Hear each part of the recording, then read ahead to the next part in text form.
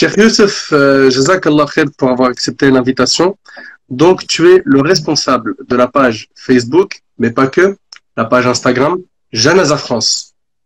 Peux-tu succinctement nous dire euh, qu'est-ce que tu fais exactement dans cette page, à quoi sert-elle et aussi ton implication dans le monde de Janaza en France, sachant que tu fais partie de grandes organisations. Je te laisse, Inch'Allah, en toucher deux mots, puis après on va rentrer dans le vif du sujet.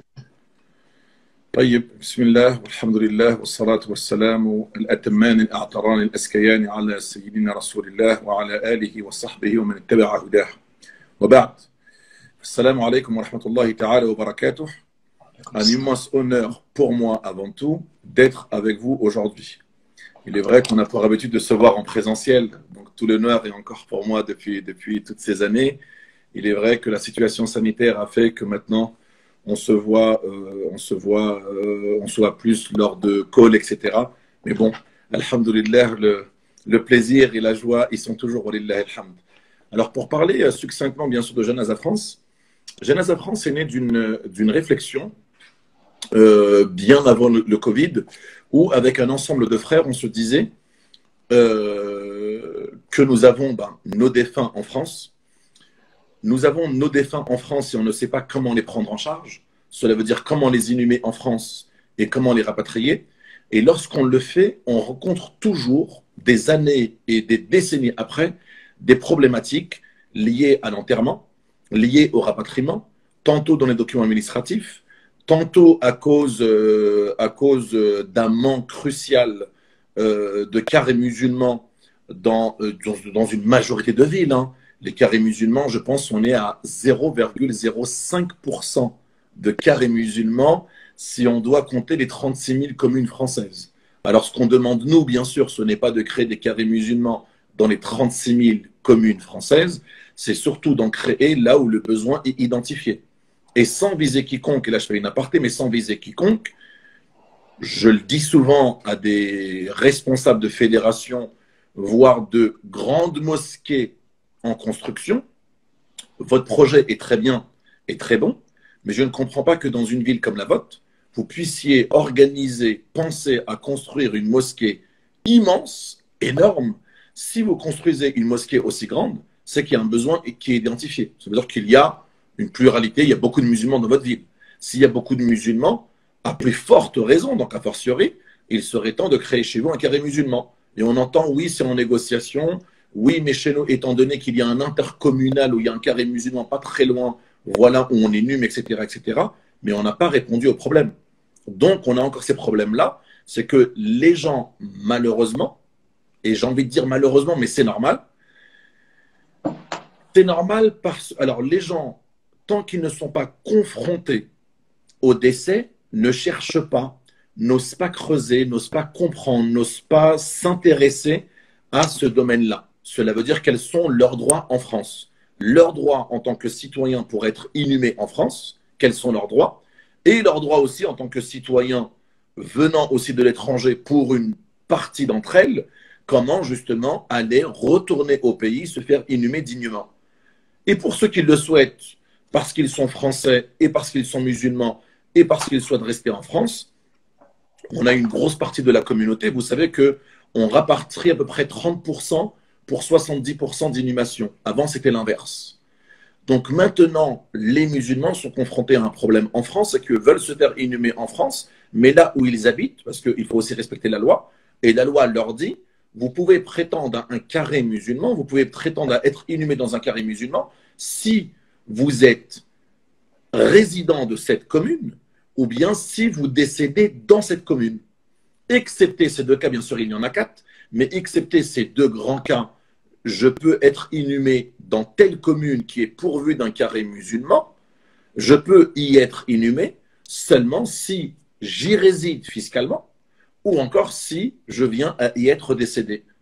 Maintenant, bien sûr, il y a un troisième cas qui est si une famille possède une sépulture, cela veut dire si une famille possède une concession de plusieurs niveaux, cela veut dire de 3 ou 4 places. Donc une personne qui habite Bobigny, par exemple, peut se faire inhumer à Saint-Denis si sa famille possède je ne dirais pas un caveau, attention, mais possède une Peux-tu concession définir, peux-tu multiple. définir chaque terme, cher, s'il te plaît? Oui, En Inch'Allah. fait, Alors, j'aimerais vraiment si on doit en commencer fait, par une Allah concession, yabarak fik, Cheikh, la il faut vraiment que les concession, gens ils c'est prennent quoi? conscience. Tu m'entends? J'ai besoin en fait que les Oui, gens oui, ils je prennent t'entends, oui. conscience que cette affaire de janaza, elle fait partie de nos priorités. Elle fait partie de nos priorités parce Tout à fait. que tu as dit quelque chose. Subhanallah, si simplement les gens ont médité sur cette phrase, elle suffit dans tout ton discours. Tu as dit que il y a maintenant 70% qui choisissent d'être inhumés, enterrés en France et 30% qui choisissent le rapatriement, alors qu'avant c'était l'inverse. Allahu Tout à Akbar. fait. C'est-à-dire que la génération, la nôtre, aujourd'hui, ils font leurs enfants ici, ils ne se voient pas rapatrier leur corps ou demander dans leur testament un rapatriement du corps parce que pour eux, c'est plus avantageux d'être enterré ici, sachant que l'enfant, il peut visiter la tombe, faire dua pour les parents, etc. Et on a aussi, comme tu le sais très bien, beaucoup de gens qui se convertissent à l'islam. Donc, c'est-à-dire là, on est en train de parler d'un sujet, c'est clairement une priorité que tout organisme, toute mosquée doit en fait saisir, doit en fait mettre son énergie pour pouvoir en fait gérer ce pôle à l'échelle locale, dans sa ville, pour que l'enterrement se fasse dignement.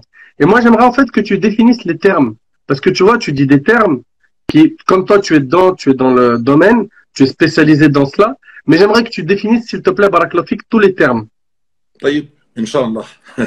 Donc, excusez-moi, je terminerai juste par la présentation. Alors voilà, Youssouf Ashmaoui, je fais partie depuis quelques années, bien sûr, de la plateforme Les Musulmans. Je suis, on va dire, co-dirigeant, co-responsable ou l'un des bénévoles du pôle Janaza de la plateforme Les Musulmans. Ce qu'on fait, bien sûr, à la plateforme, on pourra le définir juste après. Donc, Janaza France, elle est née un petit peu de cela. Des difficultés que rencontrait la communauté, surtout au niveau de leurs droits.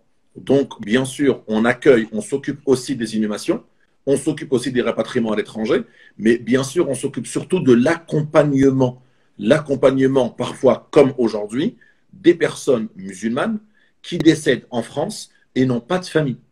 Ils n'ont pas de famille, ils n'ont pas d'amis, ils n'ont personne pour s'occuper d'eux. Walillahi alhamd. Ça ne veut pas dire que nous, on fait tout. Nous, on est un petit maillon de la chaîne. Une sœur, par exemple, nous a contacté aujourd'hui. Un frère qui est décédé dans l'Oise, donc dans le 60, est décédé dans l'Oise, n'a aucune famille.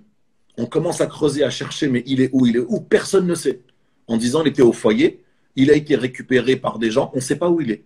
On a commencé à chercher, à creuser, et on a trouvé qu'il a été déposé dans une maison funéraire. Vous savez que lorsqu'on décède en France, si on décède à l'hôpital public ou privé, qui est pourvu d'une chambre mortuaire, on appelle ça une chambre mortuaire dans les hôpitaux, donc il y a ce qu'on appelle des cellules réfrigérées, pour ne pas dire frigo, ça ne se dit pas, donc des cellules réfrigérées où le défunt pourra y rester quelques jours le temps de préparer ses obsèques, donc ses funérailles en France ou à l'étranger, et une maison funéraire ou encore dit un funérarium, c'est bien sûr un lieu privé où une personne qui décède sur la voie publique ou chez lui, donc chez soi, dans la voie publique ou en extérieur de l'hôpital public, sera amené vers une maison funéraire. Donc en creusant, on a trouvé que ce frère-là a été pris par une pompe funèbre dans une maison funéraire. Lorsque j'ai appelé la personne ce matin, elle me dit « Ah, heureusement que des proches se sont manifestés, donc vous êtes qui pour elle ?» Je lui dis que moi, j'ai été contacté par une dame qui connaissait une assistante sociale qui lui a dit qu'un monsieur est décédé dans le foyer, mais il n'a pas de famille, etc., etc.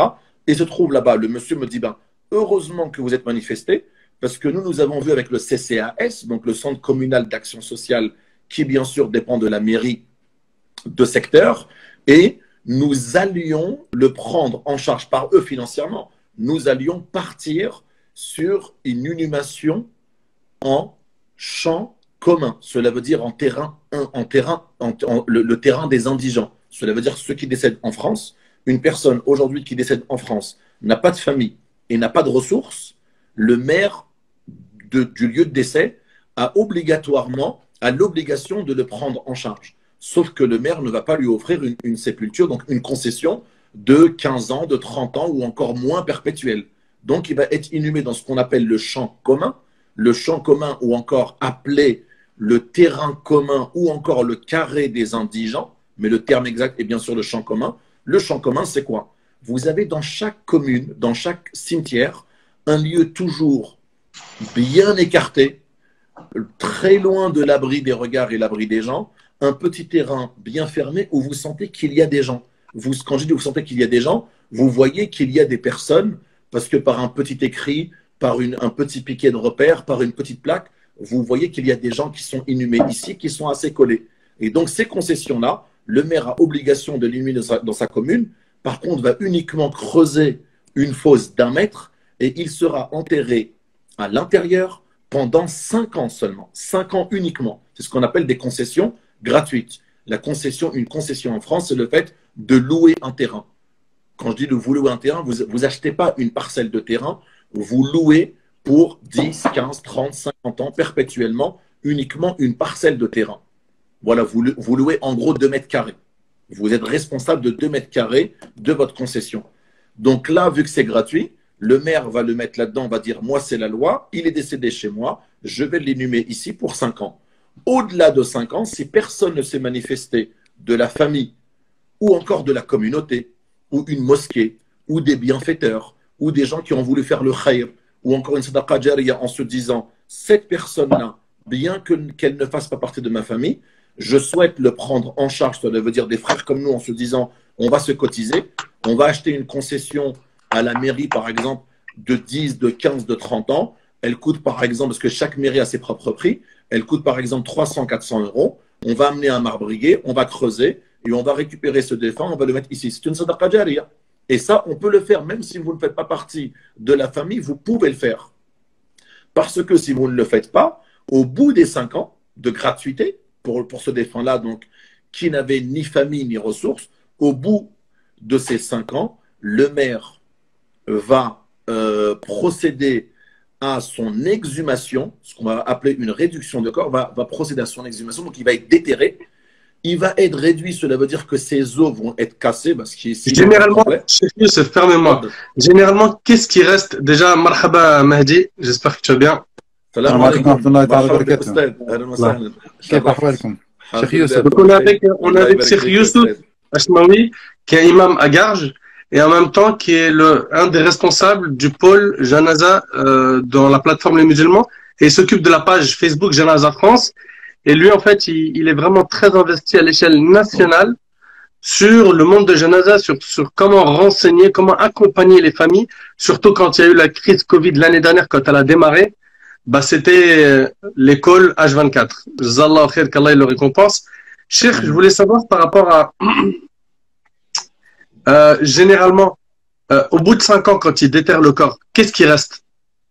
Et généralement, combien de temps faut-il pour qu'un musulman, en fait, combien de temps il doit payer, en fait, sa place pour en fait, bah, tout simplement,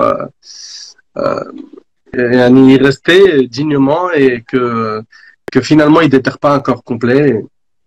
Idéalement, cher 50 ans. Pour quelle raison? Dans le fiqh al-maliki que vous connaissez mieux que moi, dans le fiqh, on voit que les jurisconsultes, les fuqaha, ont parlé de 40 ans.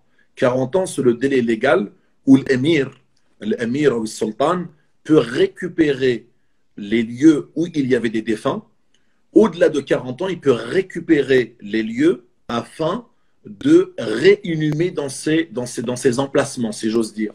Mais sinon, en deçà, donc en dessous des 40 ans, les fuqaha disent que l'émir n'a pas à récupérer ses terres pour enterrer de nouveau à l'intérieur. Maintenant, si, je ne sais pas, nous sommes au pays, parce que ça ne se fait pas en France, nous sommes dans les pays d'origine en terre d'islam. Je sais qu'à Médine, on parle de 25 ans, fil baqir wa ghayru, on parle de 25 ans. Au-delà de 25 ans, on récupère les sépultures, donc on récupère les concessions, donc plutôt les fosses, parce qu'il n'y a pas de concession comme en France, où on doit acheter, payer pour avoir un emplacement. Donc là-bas, bien sûr, c'est gratuit. Et dans les pays musulmans, walillahi alhamd, en grande majorité, écrasante majorité, c'est gratuit, walillahi alhamd. Mais donc, l'émir peut récupérer ses emplacements au-delà de 40 ans. Donc, on suggère bien sûr aux familles ici, lorsqu'ils souhaitent acheter une concession, de leur dire prenez au moins une cinquantenaire. Cela étant, et c'est une bonne question, parce que les gens pourraient se dire, et lorsqu'on leur dit mais vous pouvez éventuellement acheter une 10 ans, se disent oui, mais au bout de 10 ans, il va être déterré. Non. Au bout de 10 ans, vous allez recevoir un courrier de la mairie en tant que, parce que bien sûr, quand vous allez recevoir, ce n'est pas le défunt, parce que le défunt, c'est toujours une personne qui est encore vivante, qui va acheter une concession à son nom. Et on va l'appeler le concessionnaire. Ce concessionnaire, donc qui détient la concession, avec son nom, prénom, adresse, numéro de téléphone. Donc ici, on ouvre une parenthèse à toute personne qui nous écoute en leur disant, si vous êtes concessionnaire et vous déménagez, n'oubliez pas de communiquer votre nouvelle adresse à la commune. Si vous changez de numéro de téléphone, de mail, n'oubliez pas de les communiquer à la commune. Parce que si la commune, le délai d'échéance arrive et la commune souhaite vous contacter, elle va vous contacter là où vous avez laissé vos coordonnées. Et si elle vous relance, elle va vous relancer 3 fois. 3 fois en courrier classique, la dernière en courrier recommandé. Au-delà du recommandé, si vous ne répondez pas, elle va missionner un huissier de justice qui va constater la concession. Et s'il la constate à l'abandon, la mairie, généralement, au bout de 2 ans, elle récupère la concession. Même si vous avez signé une perpétuelle, attention. Hein. Ça veut dire que si la concession est complètement en décadence, ou bien il y a des risques d'éboulement, etc., ou bien il y a un risque pour l'ordre public ou pour la sûreté publique, cela veut dire des passants, des visiteurs, etc., la mairie peut récupérer la sépulture à tout moment aujourd'hui. Cheikh Youssef, salam alaikum wa rahmatullahi wa barakatuh. Très honnêtement, c'est une question en fait que peut-être Nader a posée, mais je n'étais pas là.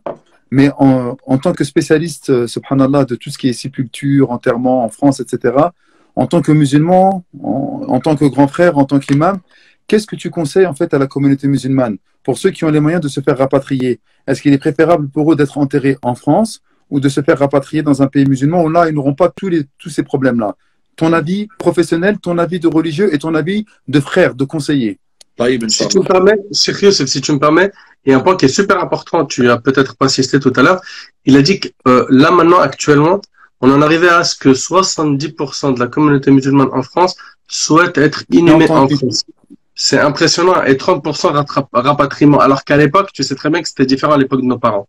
Et donc, c'est pour ça que Nader, je pose la question, pour bien avoir un avis concret, objectif et mesuré et mesurable.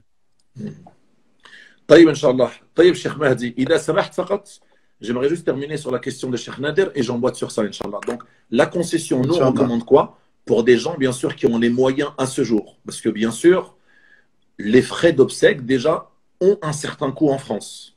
Un coût moyen, cela veut dire ni cher ni pas cher, le coût moyen des obsèques en France, pas tel que nous l'avons dans les textes, etc. Parce que, bon, là, on calcule tout le monde. Mais un coût moyen pour les musulmans, en France, le coût moyen pour tout citoyen, il se situe à 3500, 3600 euros. Je dirais pour nous musulmans, parce qu'on va dire pourquoi et en quoi sommes-nous différents des autres, parce qu'on n'a pas les mêmes besoins. En termes de cercueil, on ne va pas s'offrir du luxe. En termes de porteurs, on va éviter de payer 4 porteurs qui vont porter. Donc c'est nous autres, frères de la communauté, qui allons porter. Tout cela, bien sûr, cela va réduire des frais. Donc généralement, pour des frais d'obsèques en région parisienne, on est à peu près à 2000 euros, qui est un tarif correct, normal. 2000 euros pour des frais d'obsèques. Maintenant, si la famille a largement les moyens, on va lui dire, écoutez, famille, prenez une concession de 50 ans et vous êtes tranquille pendant 50 ans. Minimum, prenez une concession de 30 ans que vous pourrez renouveler 30 ans. Le prix approximatif? Le prix, oui, approximatif, parce qu'en fait, comme je le disais, chaque commune a ses propres prix qu'elle définit, qu'elle fait voter chaque année au conseil municipal. Une cinquantaine en région parisienne, si je prends une ville moyenne ou un intercommunal par exemple dans le 93 ou dans le 95, une cinquantenaire, on va être à peu près à 1000 euros. Par exemple, à Courneuve, on va être à 1000 euros. Plus les frais d'obsèques de 2000. On va être à 1300 euros. Plus les frais d'obsèques de 2000 euros. Ah, tout à fait, oui. Donc voilà. Maintenant, si la famille a les moyens, elle prend une cinquantenaire et elle est tranquille. Elle n'a pas trop les moyens. Elle peut aujourd'hui acheter une concession de 10 ans, un emplacement de 10 ans, qui va coûter approximativement dans les 200 euros, par exemple. Ça peut être 100 comme ça peut être 300. Hein. Mais une fourchette moyenne dans les 150-200 euros. Si on prend la fourchette moyenne de la région parisienne, beaucoup moins cher en province, bien sûr. Hein. Plus vous êtes dans la campagne, etc., en périphérie, en province, moins c'est cher. Donc, vous pouvez acheter une 10 ans et au bout de quelques années, si vous souhaitez attendre 10 ans pour la renouveler, vous avez le droit, mais vous pouvez ce qu'on appelle faire une conversion. Cela veut dire au bout de 2-3 ans, la famille dit, bon, on a assez d'argent aujourd'hui, on a un excédent d'argent, on aimerait faire quelque chose avec. Eh bien, écoutez, la concession que nous avions de 10 ans, on va la transformer en 30 ans ou en 50 ans. Donc là, ils vont uniquement payer le prorata, la différence, le delta qu'il y a entre la 10 ans et la 50 ans. Et 50 ans, c'est mieux, on est tranquille, pas la peine de perpétuel. Maintenant, pour basculer sur la question de Cheikh Al-Mahdi, juste pour terminer sur la question du rapatriement Avant, c'était l'inverse, effectivement. On rapatriait énormément et on inhumait peu. Sachant que la communauté, bien sûr, a changé. Aujourd'hui, pourquoi on a cela? Parce que dans la communauté, on a différentes composantes et différentes origines.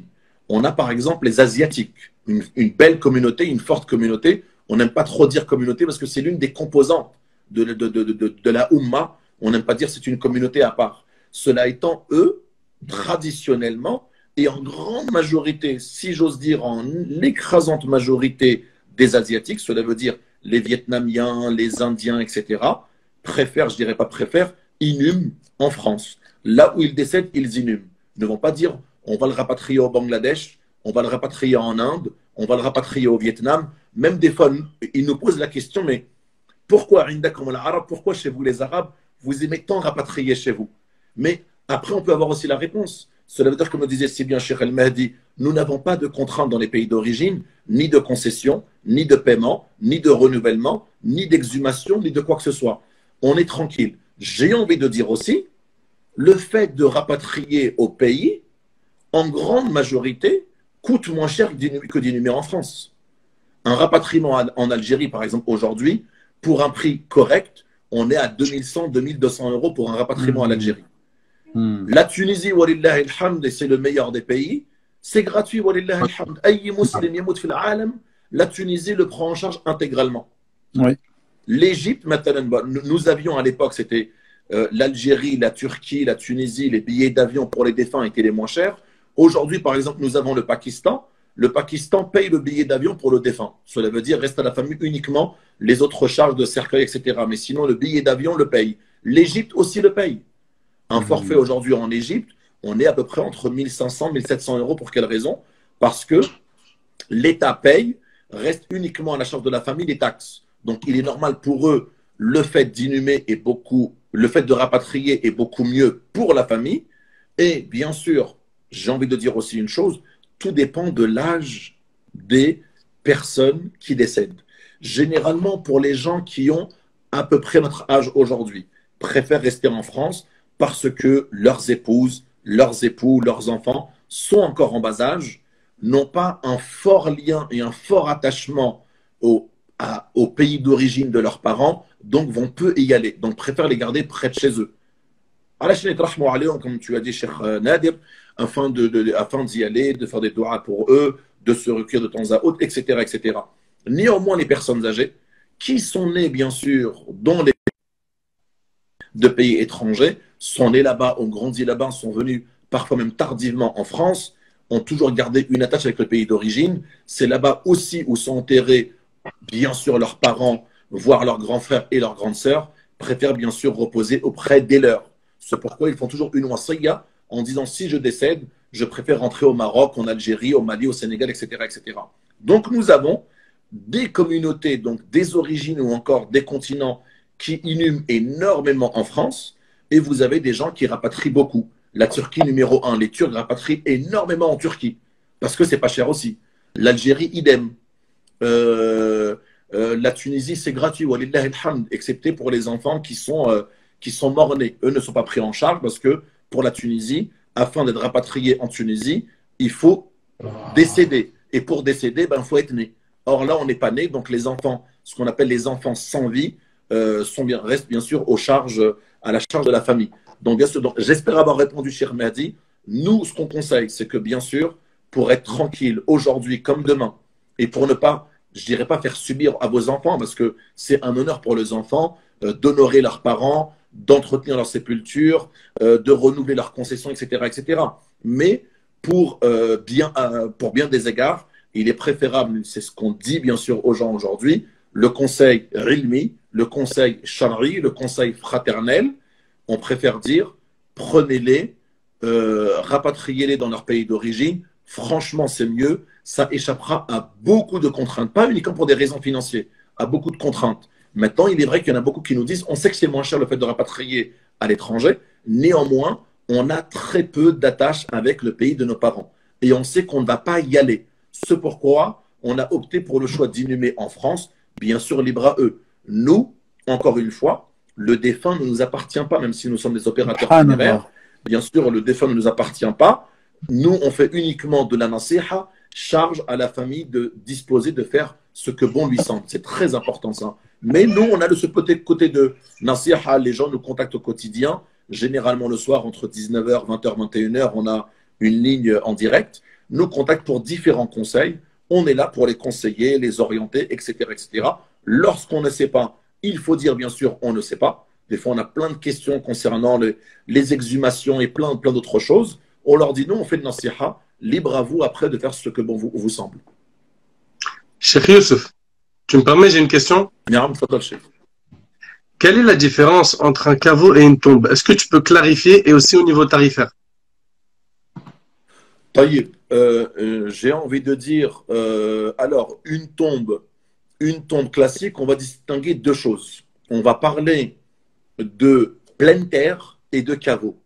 Donc une tombe, on appelle ça aussi une sépulture, voilà, en termes techniques.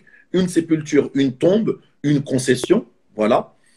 Une concession, c'est ce qu'on va bien sûr acheter à la mairie ou encore au cimetière directement lorsqu'il s'agit de cimetières intercommunaux. Ça, c'est ce qu'on va louer, ce qu'on va acheter pendant un temps imparti, 10, 15, 30, 50 ans, c'est la loi française.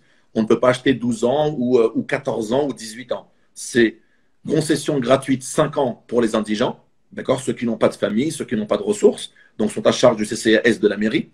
Ensuite, lorsqu'on veut acheter, payer, obtenir une concession, le concessionnaire ou la pompe funèbre se déplace en mairie et achète une concession. On peut acheter 10, 15, 30, 50 perpétuels. Ça existe de moins en moins les perpétuels et c'est vraiment très cher aussi. Quand tu dis perpétuel, c'est-à-dire?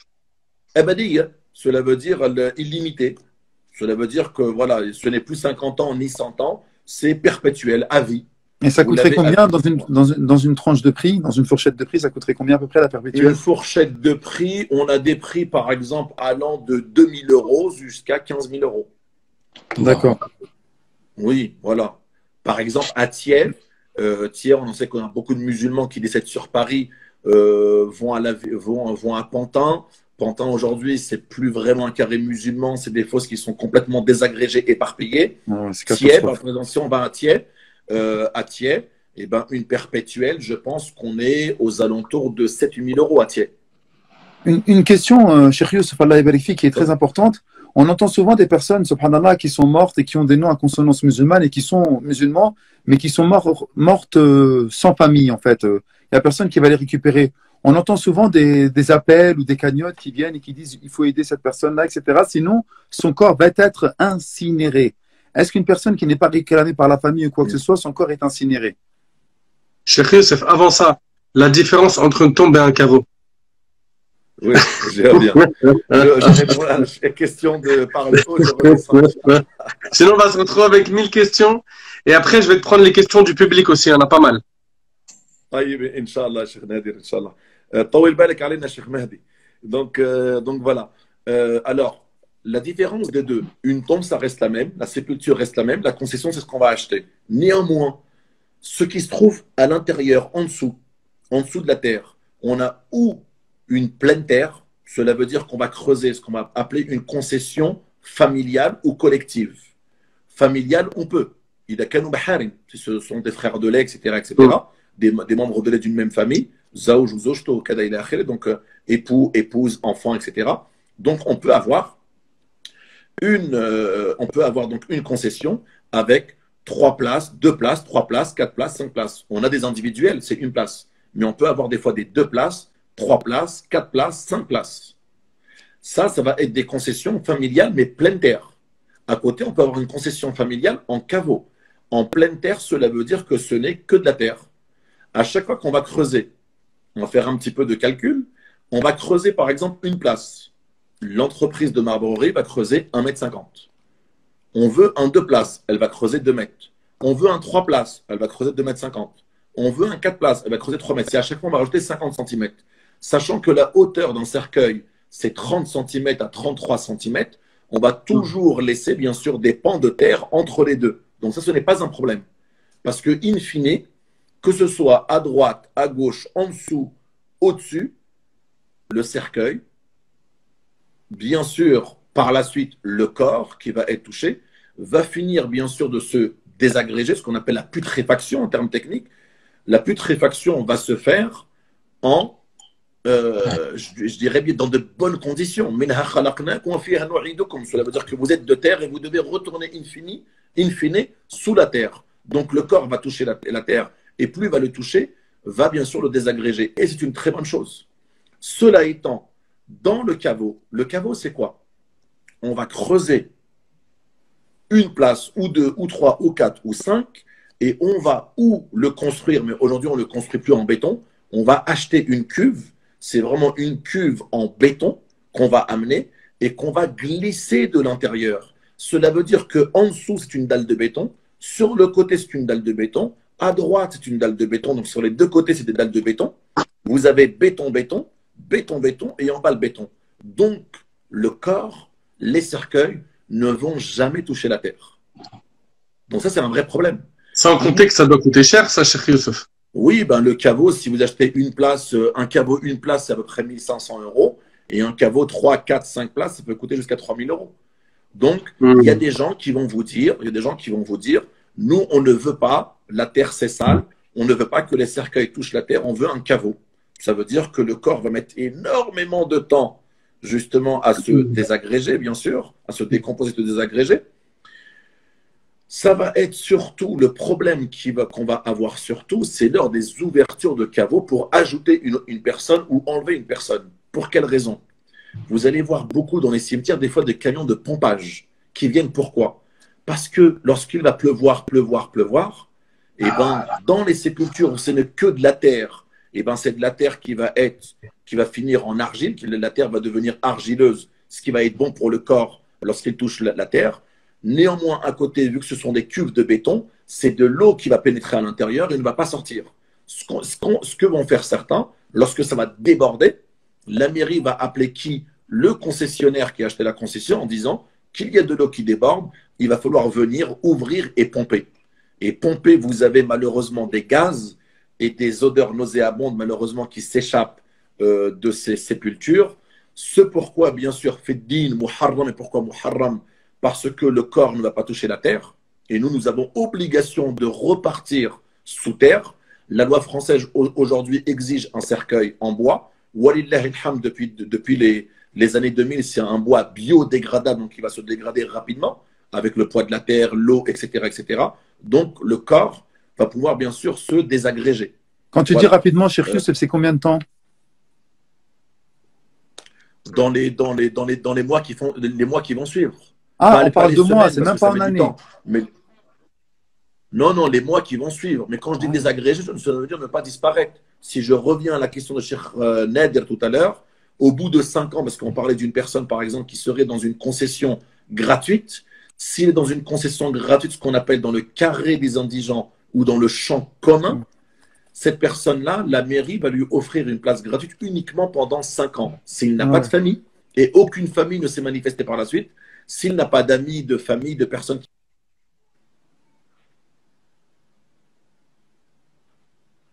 quelques années, va bien sûr procéder à son exhumation. Donc, je ne vais pas finir à Fouane, je fais juste une aparté sur ça et je reviens. Au bout, sinon, je pense que Cheikh Mahdi avait posé la question, il reviendra pour les personnes éventuellement qui n'ont pas de famille et qu'on laisse à l'abandon. On va revenir. Là, tu viens de répondre, là. Il n'y a pas d'incinération, en fait, parce qu'on va les mettre dans le carré des indigents. Non, il n'y a pas d'incinération. C'est ce que j'allais dire tout à l'heure. Lorsqu'on voit des messages parfois, si on ne vient pas en charge de notre frère, il va finir incinéré, ça, ce n'est pas bon. Il ne peut pas être incinéré là. Parce que pour être incinéré, il faut, de son vivant, en avoir fait, bien sûr, la demande. Sachant que les gens vont regarder aussi l'origine des gens. Et ils vont savoir que, par exemple, il était orthodoxe, il était juif, il était musulman. Et ces gens-là, ces confessions sont opposées, bien sûr, à la crémation. Donc, il faut bien sûr le notifier. On ne vient pas comme ça en disant on le récupère. On va bien sûr incinérer des déchets anatomiques et on va crématiser des corps. Mais pour crématiser des corps, déjà, il faut l'accord, bien sûr, du défunt de son vivant, sachant que l'opérateur funéraire, en présence de la famille, ne peut pas sceller un cercueil. Il faudra obligatoirement l'accord du maire et la présence de la police, qui vont bien sûr s'assurer de tout cela. Donc, on ne va pas incinérer une personne. On ne dit pas incinérer parce qu'on incinère des déchets anatomiques. On n'incinère pas des gens. On crématise des corps dans les crématoriums. Mais sinon, la personne ne va pas risquer l'incinération. C'est impossible. Par contre, bien sûr, si on ne fait rien, la personne va finir ce qu'on appelle de manière maladroite fosse commune. Il n'y a pas en France de fosse commune comme malheureusement dans les guerres qu'ont subi nos frères en Tchétchénie ou encore en Bosnie, etc., où effectivement là-bas, on avait bien sûr des fosses communes où il y avait des centaines et des milliers de personnes enterrées ensemble. Là, ça va être bien sûr un terrain individuel, mais uniquement pour 5 ans. Au-delà des 5 ans, c'est là où j'en ai posé moi la question au Chouyour, en quoi sommes-nous responsables? Parce qu'au-delà des 5 ans, si personne ne s'est manifesté, ni association, ni mosquée, ni proche, ni musulman, ni voisin, ni ami, ni rien, ni famille à l'étranger comme ici, au bout de 5 ans, le maire va encore attendre 1 an, puis il va encore attendre 1 an. Donc, au bout de la 7e année, la mairie va récupérer ses emplacements, sachant qu'au bout de 5 ans, 6 ans, le corps est encore présent. Je ne dirais pas intact, parce qu'on ne sait pas vraiment. On va demander, nous, à des marbriers en disant, vous avez exhumé un corps 1 an, 2 ans, 3 ans, 4 ans après. Vous nous dites, des fois, on a exhumé des corps 10 ans après, le corps était intact. Et parfois, vont nous dire, parce que tout dépendra de la terre, de l'eau, de l'état du corps avant son décès, etc., etc. Beaucoup de paramètres. Donc, je ne suis pas médecin pour me prononcer, mais je sais que les marbriers, lorsqu'on leur demande, nous disent des fois, on a exhumé des corps. Au bout de 10 ans, le corps était intact encore. Donc, moi, j'ai assisté à des exhumations. Au bout d'1 an ou 2, le corps est encore intact. Il y a encore le kafan, il y a encore tout.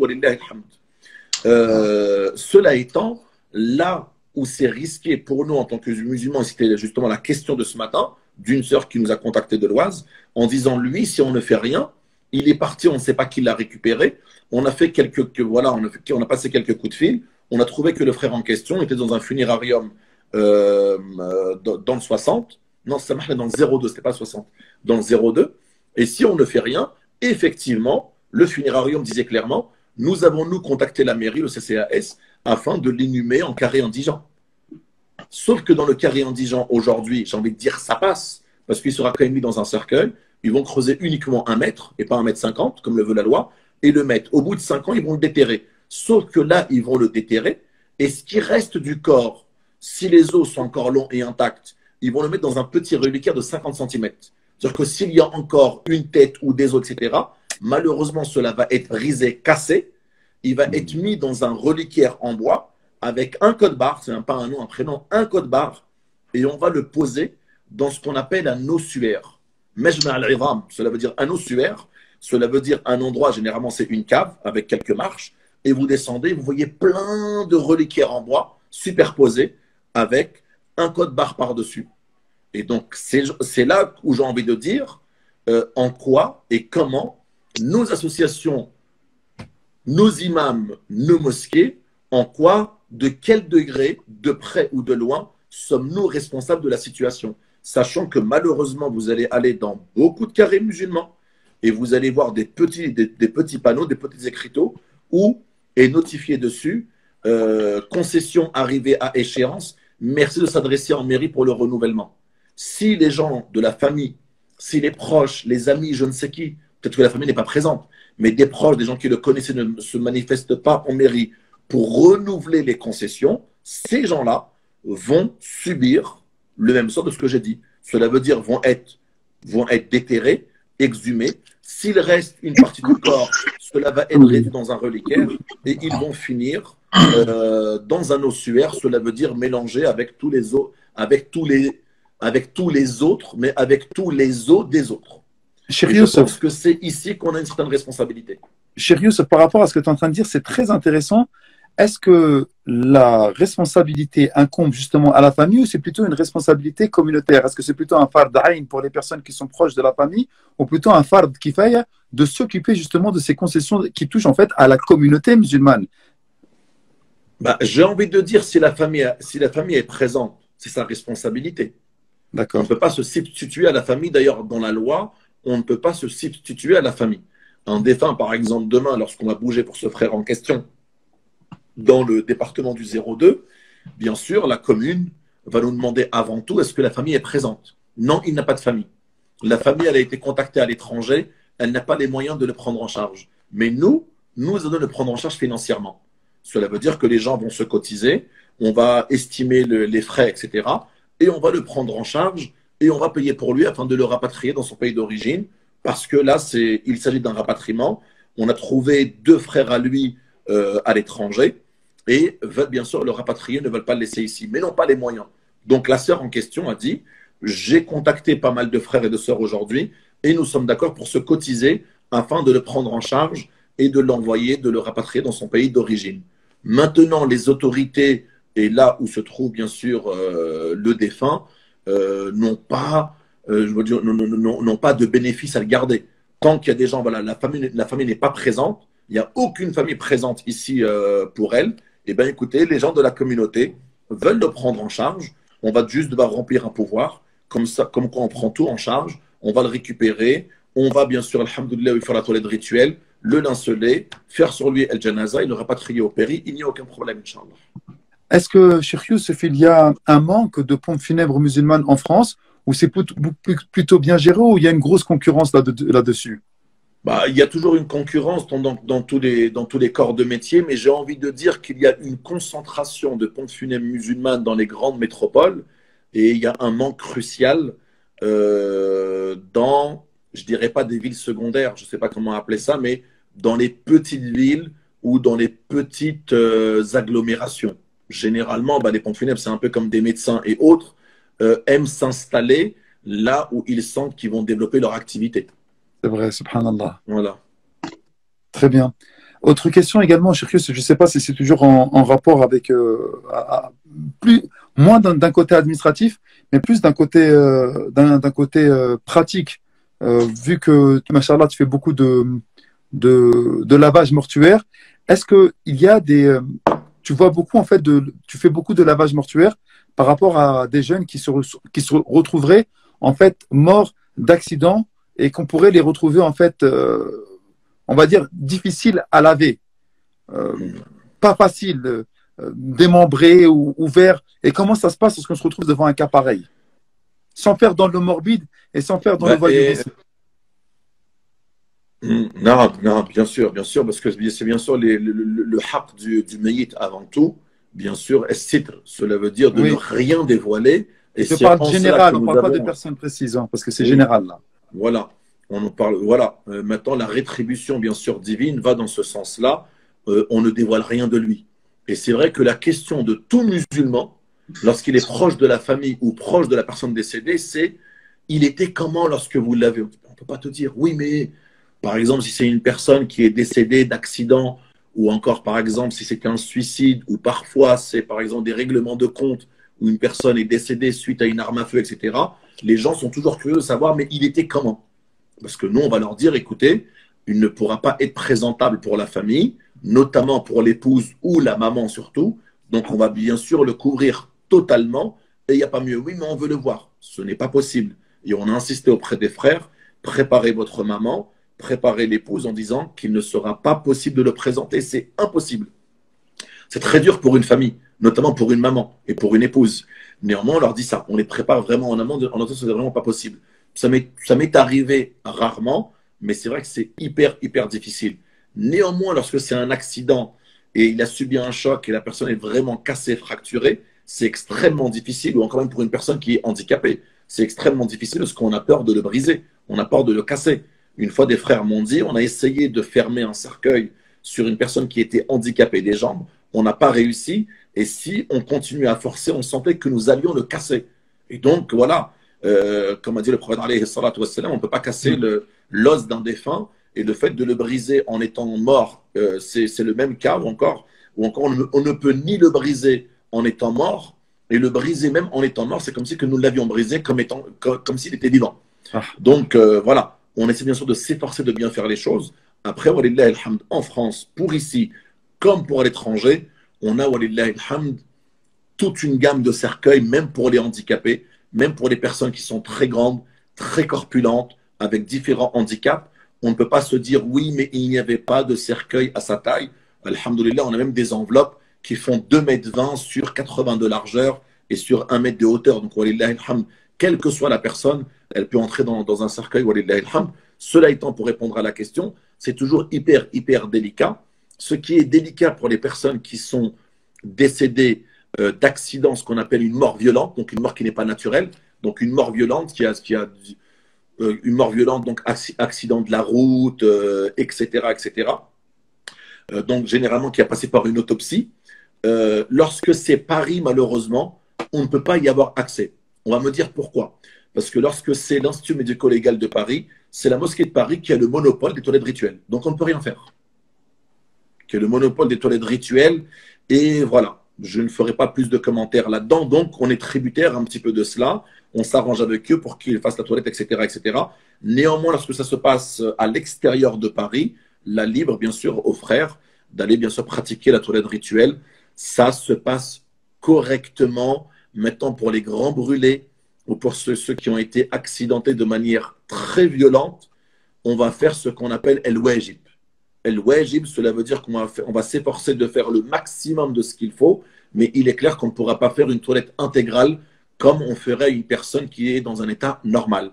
Et bien sûr, on va s'efforcer de faire le maximum pour faire au moins une fois El Wajib intégralement. Barakallahu fik, Cheikh Youssef. Et justement, par rapport à ça, toi qui es confronté à ce type de choses, est-ce qu'on arrive à rentrer à la maison en étant tranquille, ou est-ce qu'on rentre malheureusement dans une certaine routine et qu'on ne sente plus en fait qu'on est en train de laver un mort et que c'est devenu un travail?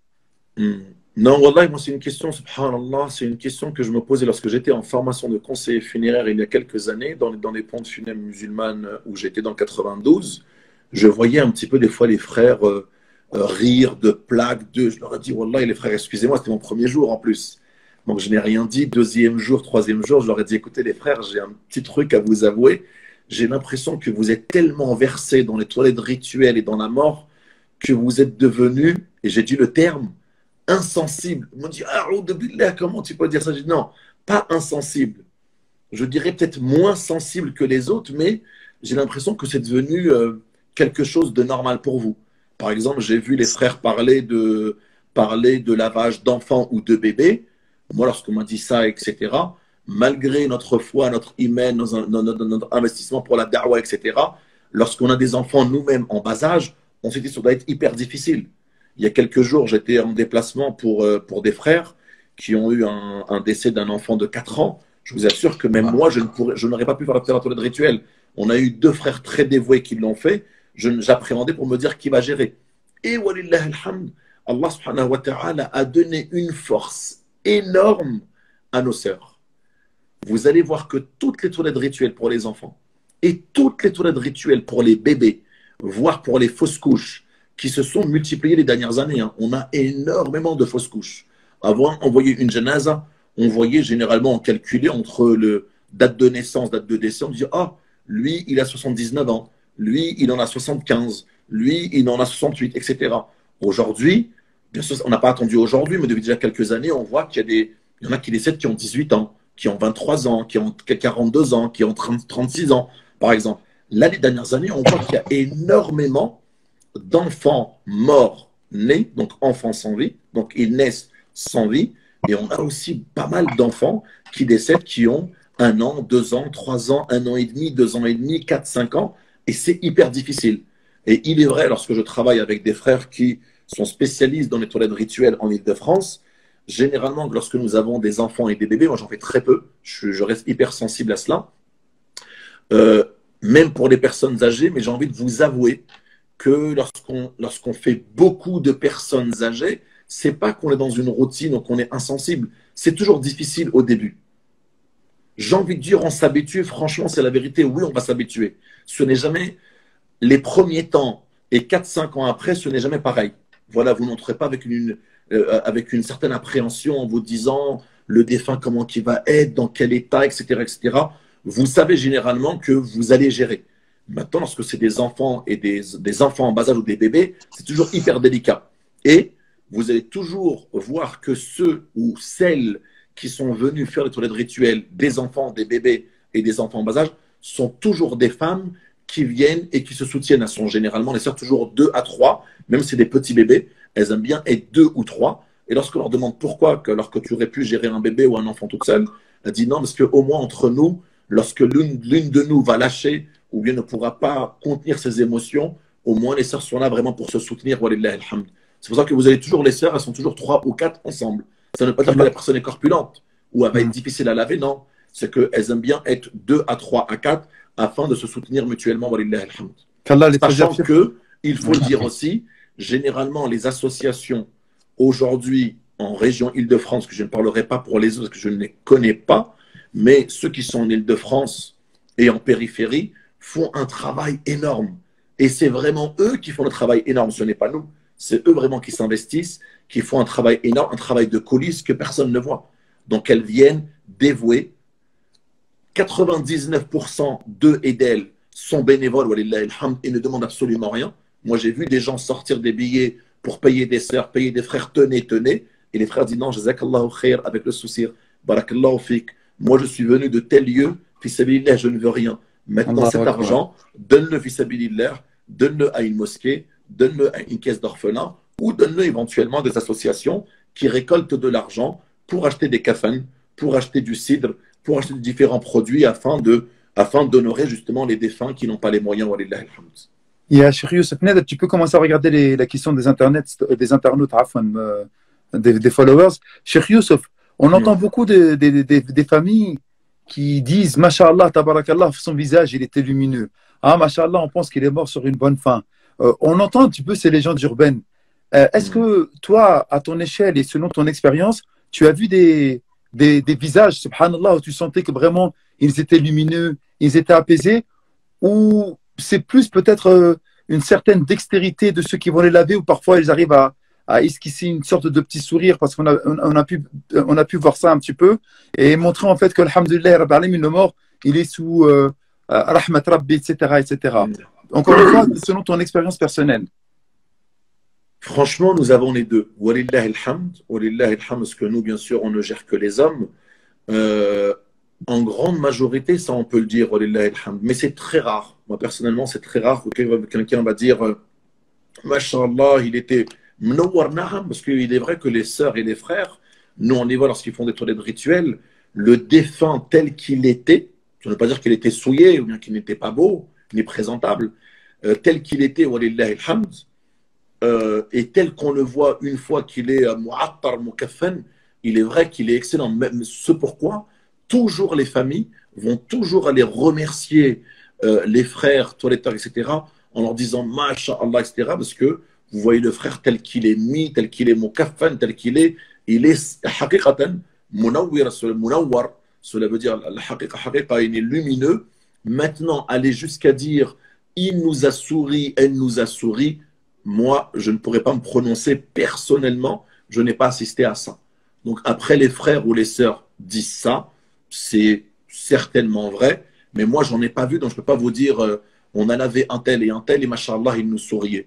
Il faudrait peut-être plus demander aux frères toiletteurs qui ont beaucoup plus d'expérience que nous, mais cela étant, moi j'en ai pas vu. Cheikh Youssef, barakallahu fik, il y a quelqu'un qui demande pouvons-nous demander à être mis en terre sans cercueil? En France, on parle. Malheureusement, en France, on ne peut pas actuellement. Il est vrai que, walillah alhamd, nos frères de Belgique ont beaucoup bougé pendant des années, et l'année dernière, ils ont obtenu cela. Il y a à peu près un an et demi, juste avant le Covid, ils ont obtenu pour la communauté musulmane, je crois que ça a coïncidé avec le décès de Cheikhna, Cheikh Rachid, rahmatullahi alayh. Et donc, ça coïncidait avec cela. Une partie de la Belgique a autorisé pour les défunts musulmans qui le souhaitaient, bien sûr, de pouvoir se faire inhumer sans cercueil, arriver au cimetière. ce n'est pas de la maison comme ça. Cela veut dire que le transport doit toujours se faire dans un cercueil agréé, dans un véhicule funéraire, mais arriver sur place, si on souhaite bien sûr le poser, le mettre en terre sans cercueil, en Belgique, c'est possible, lillahi alhamd, depuis très peu. Sur la salade mortuaire, Cheikh, sur salat al-janaza, est-ce qu'il est préférable que ce soit un proche de la famille, le fils vis-à-vis du père, le père vis-à-vis du fils, le fils vis-à-vis de la mère, ou ça peut être vraiment l'imam, sachant que la personne elle saura faire salat al-janaza dessus? Inch'Allah, Antoum Keshouyouch, wa Cheikh Nader Yujib. J'aimerais bien qu'il prenne un petit peu la parole aussi, parce que depuis tout à l'heure, je parle. Je connais pas de priorité. Moi, je connais pas de priorité par rapport aux liens familiaux, mais que la personne connaisse l'ahkam, qu'elle connaisse les règles. Wallahu alam. Cheikhna, est-ce qu'il y a des cercueils à éviter? Des cercueils, j'ai envie de dire à éviter. J'ai envie de dire oui. Ça veut dire quoi? Tout dépend déjà du coût. Il est vrai qu'en France, dans la tradition purement française, on aime avoir le choix du cercueil, ce qu'on n'a pas dans la communauté musulmane. La communauté musulmane, quand c'est un enterrement en France, ça va être un cercueil simple, ce qu'on appelle un cercueil simple, ça veut dire un cercueil uniquement en bois. Et lorsque c'est un rapatriement à l'étranger, on a une obligation de rapatrier dans un cercueil hermétique. Ça veut dire quoi, hermétique? Ça veut dire que ce sont deux cercueils. Il y a un cercueil en bois à l'extérieur et il y a un cercueil en aluminium à l'intérieur. Ça, les gens ne le voient pas. En grande majorité, ne le voient pas. Parce qu'il y a un capiton, pour la présentation, le recueillement, etc., on ne voit pas cela. Mais lorsqu'on vient pour fermer le cercueil, on va bien sûr rabattre le capiton et on voit qu'à l'intérieur, effectivement, il y a un cercueil en aluminium. Et donc, on va bien sûr fermer avec un couvercle en aluminium. On va mettre ce qu'on appelle une soudure à froid, mais on ne va pas souder, hein, mais une soudure à froid, cela veut dire une colle forte avec un durcisseur à l'intérieur qu'on va bien sûr triturer, mélanger. On va faire le tour avec afin qu'il soit fermé.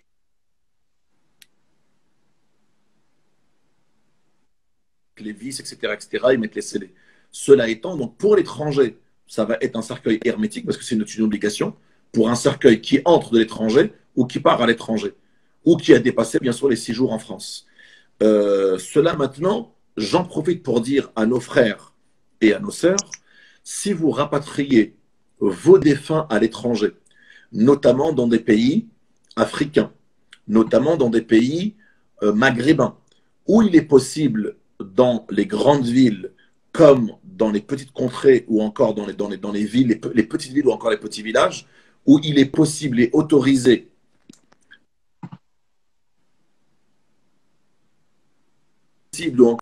à ouvrir le cercueil, moi je recommande toujours aux familles de leur dire effectivement ouvrez le cercueil. Vous avez juste à vous munir d'un cutter et d'un tournevis plat, vous ouvrez le cercueil, d'accord, et vous retirez, ça c'est hyper important, vous retirez le défunt du cercueil métallique. Pour quelle raison? Si c'était uniquement un cercueil en bois, ce n'est pas un problème. Le bois est biodégradable depuis quelques années. Donc cela veut dire qu'il va se dégrader très rapidement, notamment avec l'eau, le poids de la terre, etc., etc. Maintenant, le problème du zinc, maintenant, si vous voulez, le problème du zinc, c'est que le zinc va mettre des années et des années à se désagréger. Va mettre des années et des années avant de se casser, de se briser, parce que c'est un zinc qui est fermé et soudé. Donc, le temps que le corps touche la terre, ça peut prendre des années. Je dis bien des années. Et c'est ce qu'on voit dans les cercueils. On les voit toujours bois à l'extérieur, mais toujours avec la petite plaque de zinc par-dessus et sur les côtés. Et la plupart, ils sont comme ça, en fait, les cercueils. C'est ça, je trouve. Comme les cercueils qui partent à l'étranger. Hein. Les cercueils qui partent à l'étranger, oui. Qui partent à l'étranger parce que c'est une obligation. C'est une obligation d'avoir un cercueil hermétique. Ça veut dire bois à l'extérieur et à l'intérieur, c'est un zinc. Donc, ça, c'est une obligation. Juste, toujours sur la même question, en fait, par rapport au fait que tu viens de nous conseiller, en fait, de retirer le corps. Et parfois, on se dit oui, mais on a peur parce que des fois, le corps, il va rester 2 jours, 3 jours à l'aéroport avant de prendre. Et on a peur, en fait, qu'il commence à pourrir et qu'il y a des mauvaises odeurs au moment de le sortir du cercueil. On a combien de laps de temps avant de pouvoir l'enlever et le mettre à la terre dans le haut bled, par exemple? J'ai envie de dire actuellement, déjà, un cercueil qui est hermétique va rester dans de très bonnes conditions parce qu'en fait, il est hermétique, mais il ne faut pas oublier qu'à l'intérieur, il y a ce qu'on appelle un filtre. Les gens ne le voient pas, hein, mais les gens qui travaillent dans les pompes funèbres le voient. À l'intérieur du zinc, dans le couvercle du zinc qu'on va poser, à l'intérieur, si vous voulez, vous avez un filtre. Et le filtre, lorsque vous allez enlever le petit bouchon, ça s'appelle un filtre épurateur de gaz. Donc, il va absorber les gaz, etc., pendant plus de 72 heures. Donc, il n'y a vraiment aucun risque pour le défunt. Subhanallah. On peut l'enlever au bout de 2, 3, 4 jours, il n'y a aucun problème. Sachant qu'il D'accord. sera conditionné dans les soutes à bagages ou encore vol cargo actuellement, soute à bagages, aéroport, sera dans du frais parce qu'il part avec de la marchandise aussi qui est fraîche. Donc, il n'est D'accord. pas, voilà. Donc, il n'y a aucun risque. Maintenant, j'ai envie de dire attention. S'il voyage ici et nous sommes en France, mois de juillet, mois d'août, il fait 40 degrés et il part au bled et il reste à l'aéroport pendant 2, 3 jours. L'aéroport, ça va parce qu'il va faire frais là-bas.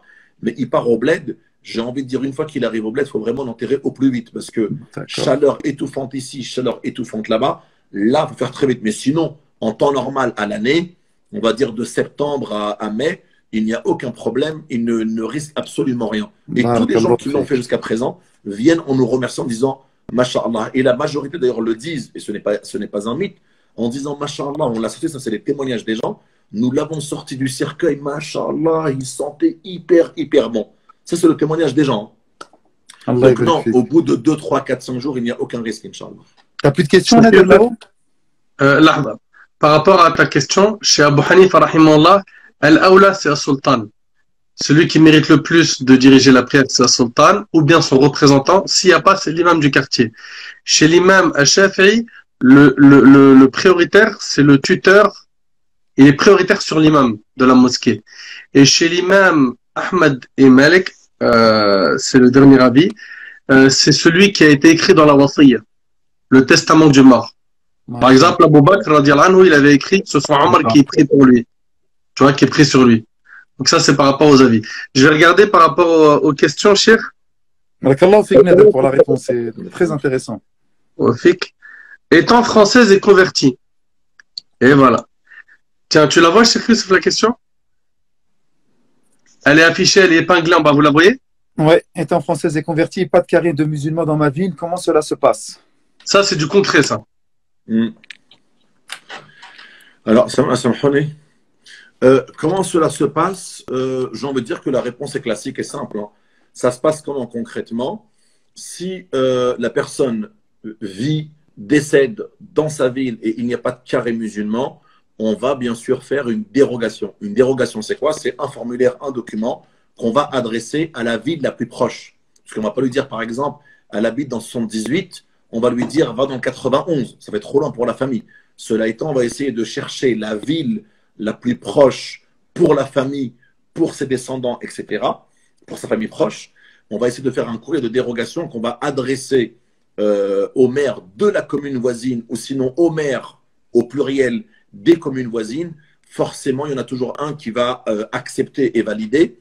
Mais j'ai envie de dire, à force de faire des dérogations, certains sont devenus assez rigides en disant non. C'est pas qu'en disant non, pas pour risquer la famille, c'est de se dire que vous allez aujourd'hui dans certains carrés musulmans, il reste parfois 10, 15, 20, 30, 40 places. Et donc se dit, si à chaque fois je m'amuse à donner des concessions pour les villes voisines, lorsque mes administrés musulmans vont décéder, je n'aurai plus de place. Donc il y en a plein qui refusent. Mais ils refusent un petit peu moins lors d'échéances électorales, j'ai envie de dire. Cheikh Youssef, j'ai une question. Tu vois, sur cette sœur-là, là, tu as dit tout à l'heure qu'il faudra en fait faire une demande de dérogation. D'accord? Supposons que cette femme musulmane meurt, sa famille, c'est un classique pour eux, eh ben, elle va être enterrée tout simplement dans le cimetière le plus proche. Qu'est-ce que doit faire la personne avant de quitter ce monde pour éviter justement qu'elle soit enterrée dans un cimetière de non-musulmans? Je parle ici surtout des convertis à l'islam. Est-ce qu'elle doit avoir un notaire? Est-ce que son testament suffit? Est-ce que juste une feuille écrite signée? C'est quoi la démarche? La démarche, elle va voir des ulama comme vous et elle fait un testament qu'elle vous laisse. Mais j'ai envie de dire que c'est hyper important. La question, elle est vraiment hyper importante. Et on a ce cas-là. Et qui s'est multiplié. Moi, j'ai assisté peut-être à 4-5 fois. où les gens, ou la famille n'est pas au courant qu'elle était convertie, ou encore elle est convertie et ils le savent, mais j'ai envie de dire qu'ils s'en moquent, eux se disent athées, donc se disent à quoi bon, pourquoi irions-nous l'enterrer, je ne sais où, dans quelle ville voisine, etc. Elle est très bien ici à côté de nous et ses enfants veulent, c'est un vrai problème. Et certains vont dire non, elle n'était pas convertie pour nous, on va l'enterrer là où bon nous semble. J'ai envie de dire, si une petite délégation, quelques frères et sœurs vont parler avec famille, avec bien sûr courtoisie et respect, généralement ça se passe bien. Maintenant, si on doit parler administrativement, juridiquement, les personnes qui sont le plus à même, étant proches du défunt ou de la défunte, étant plus à même d'exprimer justement les dernières volontés du défunt, peuvent saisir le juge des référés, et le juge des référés, en 48 heures, donnera son retour, et 24 heures en période de Covid. J'ai envie de dire, c'est vraiment aussi à éviter, excepté si on tombe sur des gens qui ne veulent absolument pas ouvrir le dialogue. Cela étant, je ne réponds pas à la question, j'ai envie de dire, de notre vivant, tous comme nous sommes, et a fortiori, lorsqu'on est un converti ou un reconverti, c'est bien sûr d'écrire une wasiyya. Le notaire n'interviendra pas. Le notaire interviendra uniquement si l'héritier a laissé une somme équivalente ou égale, voilà, égale ou plus, voilà, équivalente ou égale à 5 000 euros et plus. Là, on a besoin d'un notaire.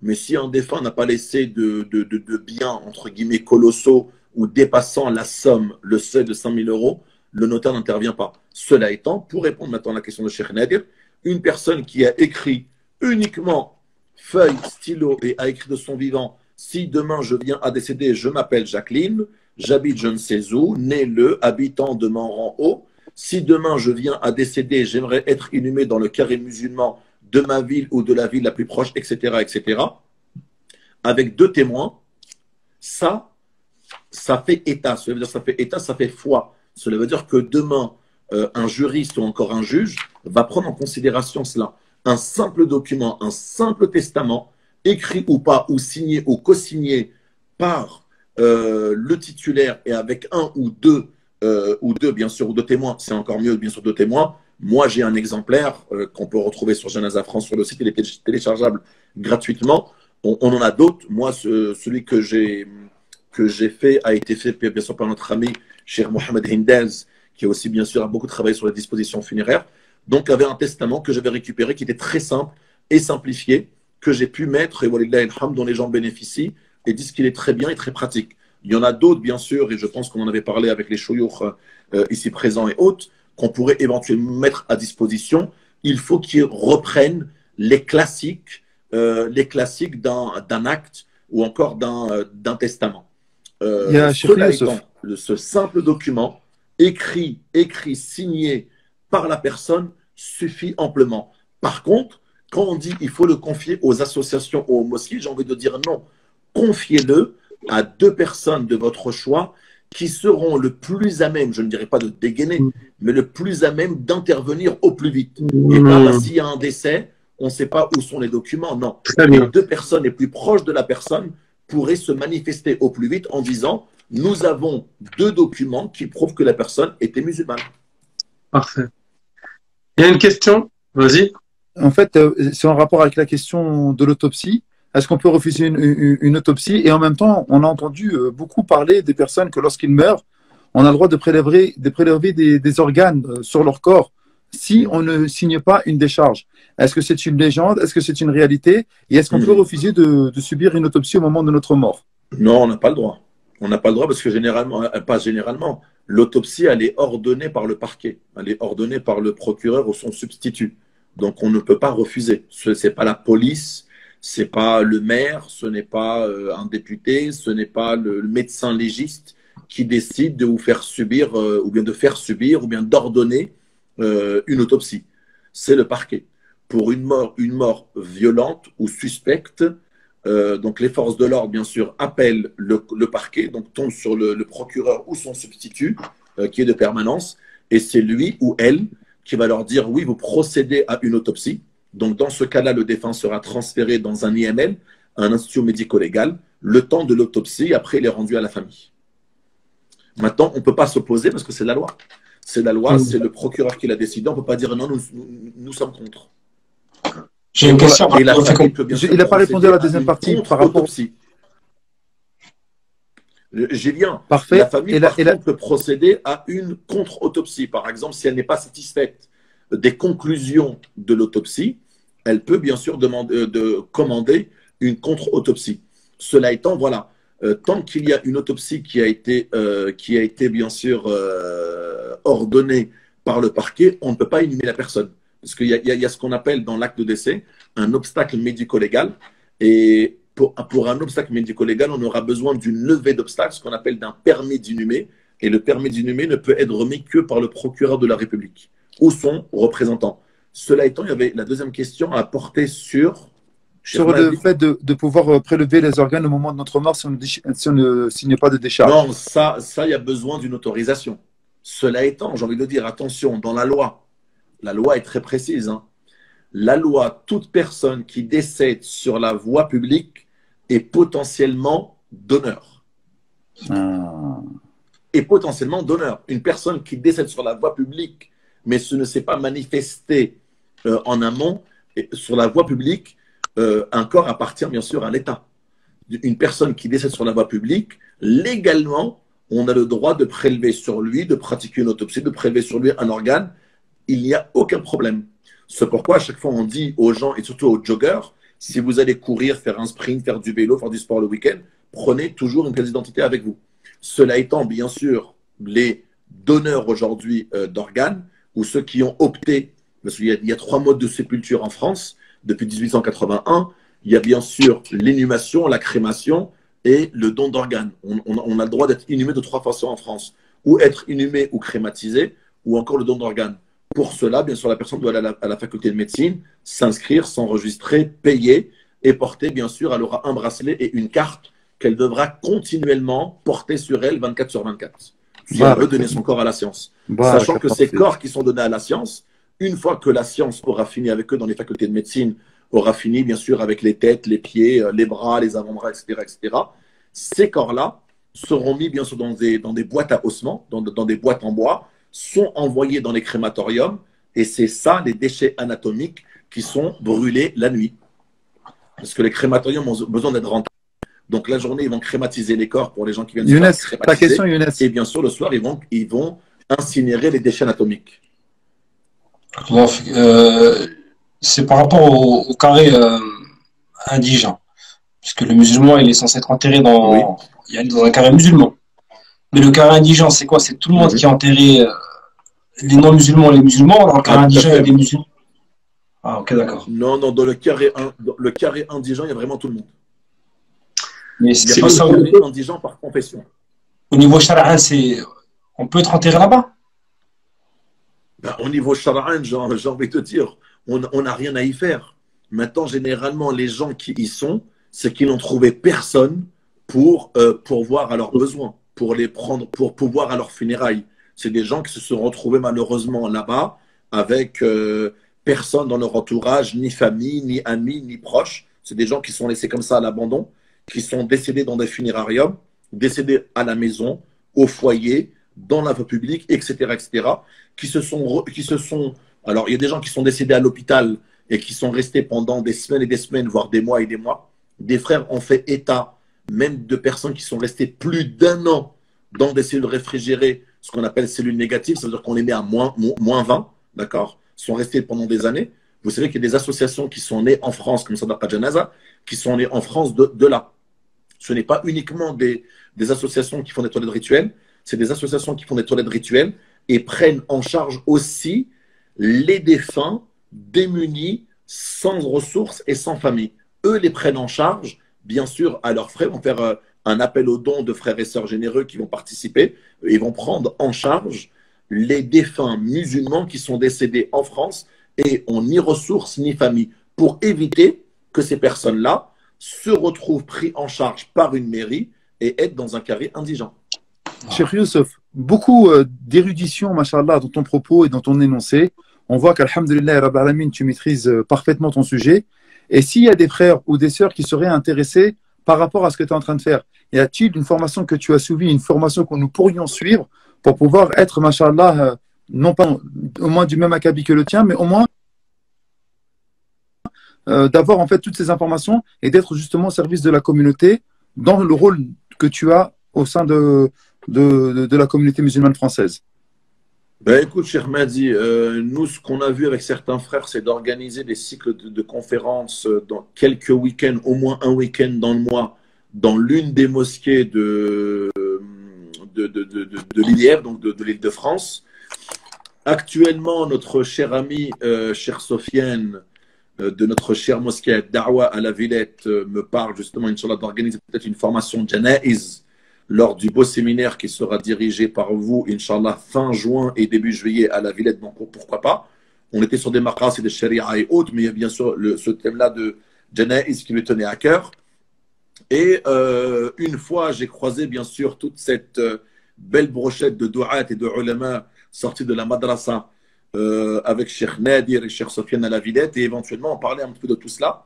Et il est vrai qu'en discutant avec les frères, est venu à l'esprit. Éventuellement, on pourrait organiser ce type de formation, à la fois shar'an, pour connaître des choses aussi de ahkam al-jana'iz, mais aussi en droit funéraire, que le musulman demain qui a un décès en France se dise pas pourquoi on m'a refusé telle chose, pourquoi on m'a refusé telle chose, pourquoi je ne peux pas bénéficier de telle et telle chose, parce qu'il ne connaît pas ses droits.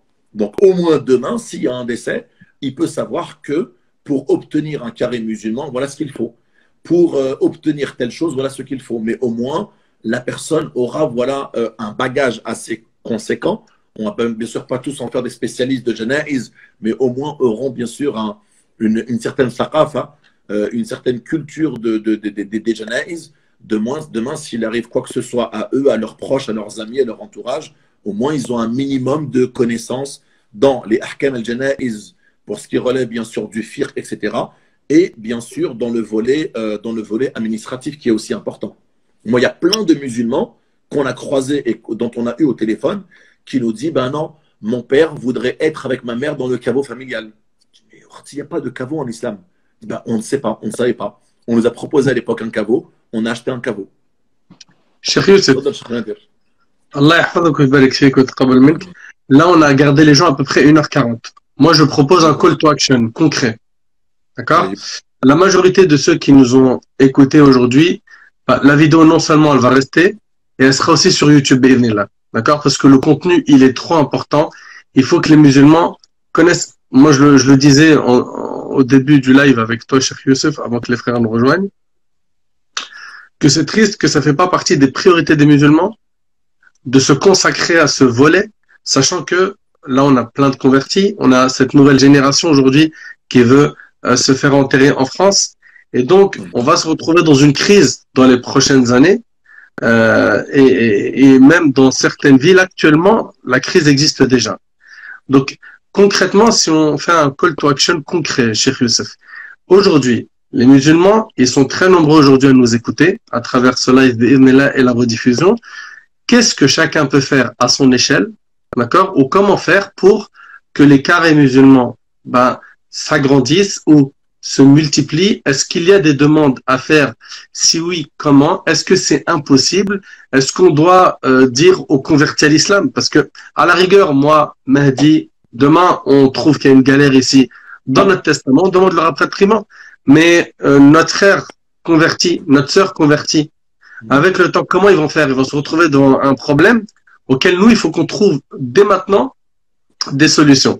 Ça, je te laisserai développer la réponse. Et j'invite tous mes frères et toutes mes sœurs qui ont été connectés aujourd'hui à partager, à liker, à faire connaître la page Janaza France tenue par Cheikh Youssef. Elle existe sur Facebook, elle existe sur Instagram. Vous pouvez poser vos questions. Et Cheikh Youssef, on avait commencé une série de vidéos sur le monde des Janaïs qui a été coupée Qadarallah Ramadan et l'après-Ramadan. Mais là, on a enregistré 4 vidéos. On va essayer de la continuer pour tout ce que tu as dit aujourd'hui et d'autres choses. Donner un maximum d'informations aux gens pour qu'ils soient en fait informés de la base du monde de Janaïs. C'est-à-dire, demain, j'ai un défunt, j'ai quelqu'un qui est mort, je sais au niveau religieux, je sais au niveau administratif comment agir. et je suis pas laissé dans le flou. Donc je te laisse terminer sur cette question qui est directe et concrète. C'est aujourd'hui, que doit faire la communauté musulmane pour cette crise qui nous touche et qui va nous toucher encore plus dans les années futures à cause du manque de carrés musulmans, à cause du manque d'endroits où on peut enterrer nos frères et sœurs. Avant le call to action, tu n'as pas répondu en fait à la deuxième partie de la question. Et toi, comment tu as eu ce niveau en fait d'érudition dans ton domaine? Quelle a été ta formation? Ensuite, le call pour action. Désolé, Nader. Pas de problème. Allah yabarak fikum, mashaykh. Non, en fait, moi, j'ai toujours voulu connaître un petit peu ce domaine. Je l'ai connu franchement par défaut, vraiment par défaut.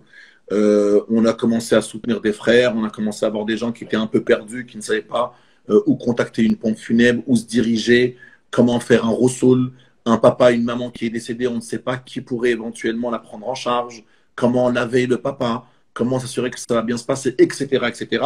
Donc, je pense qu'on a toujours été touché lors de l'approche, lors de la perte d'un proche, etc., etc., ce qui a été mon cas. Et j'ai voulu m'investir là-dedans. Donc, je suivais une formation qui s'appelle une formation de conseiller funéraire. Donc, c'est une formation sur 2 mois et demi, avec une partie théorique, avec un concours et un diplôme, et une partie, bien sûr, pratique en entreprise, donc qui était de 15 jours maintenant, qui a été poussé à plus d'1 mois et demi. Et bien sûr, j'ai envie de dire aussi, faut aussi lire, s'instruire, découvrir, se mettre à jour, consulter.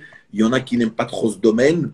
Moi, personnellement, c'est un domaine qui me touche, donc c'est un domaine qui est aussi passionnant, en faisant bien sûr des parallèles avec le fiqh, avec la casuistique, avec aqwal al-ulama, etc., etc., parce qu'on a beaucoup ces cas-là d'inhumation, de rapatriement, d'exhumation surtout, de personnes qui n'ont pas de carré musulman. Est-ce qu'ils peuvent, par dérogation, s'ils n'ont pas obtenu une dérogation pour un carré musulman, se faire inhumer dans le terrain communal où il n'y a pas de carré musulman, avec toutes ces fataouis, etc., etc., qu'on a pu trouver ici et là? C'est un domaine qui m'a toujours intéressé. Donc, une partie formation et une partie aussi de…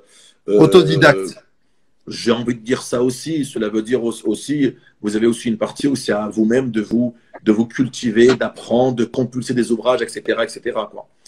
Donc, Call to action. voilà. Donc, il y a ça.